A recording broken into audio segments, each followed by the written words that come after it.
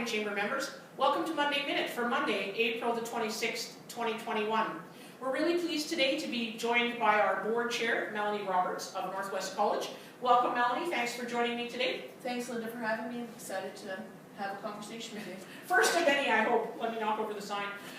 We wanted to talk today. We know there's been lots of discussion in the last few weeks. Everybody's becoming quite fatigued, I think, with COVID and the restrictions that we're currently under. We know they've been extended again. But we wanted to just encourage members. I think I'll leave it there and let you speak to the members on that. Great, Linda. I think that that's true. I think, it's spring now. People want to get out, want to be doing things. Well, hopefully it's spring. Maybe get some snow soon too as well. But the bottom line is COVID is still here, and we need to keep up our diligence on COVID. And the more that we do maintain our cleaning protocols in our businesses, ensure that our guests and our patrons are masked, and we're keeping that, maintaining that 6 feet apart for the health and safety of our workers and our community. I think it's the best that we can do so that we can begin to do some other things sooner rather than later.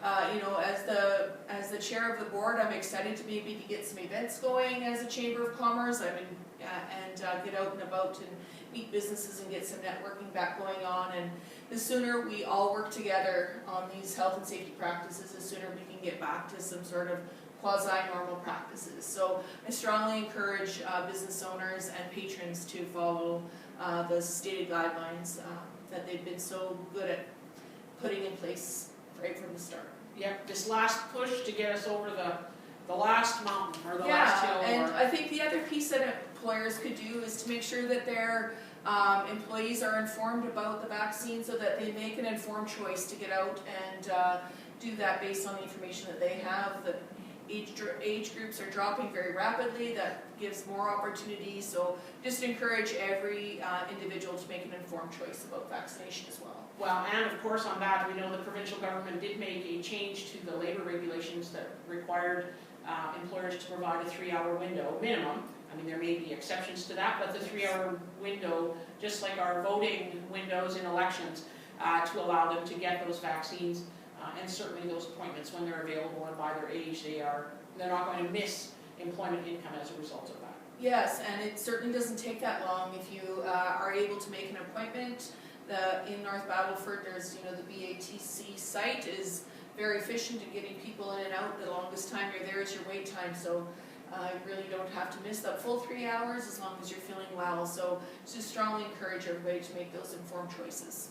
The other thing we wanted to mention today, we know that there's been some discussion. I know in Ontario cases are rising exponentially there. One of the chambers there have created a program with their provincial health ministry on being a depot, a distribution center for rapid testing for businesses that can come and pick up a case of the test and so on. It's very easy for someone in that workplace to become a test aficionado and could actually be doing some rapid testing. We've offered to do the same in the province here and indicated that if the SHA and the Saskatchewan Chamber are able to come to an agreement.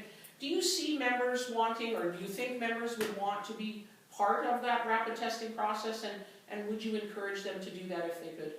Well, I think as more and more businesses are maybe able to open and utilize more and more employees, that rapid testing could be a very easy way to ensure that you're providing a safe environment, again, to not only your patrons but also to your staff. And if we, I understand as you that the testing, being trained to be a tester is fairly straightforward and supported.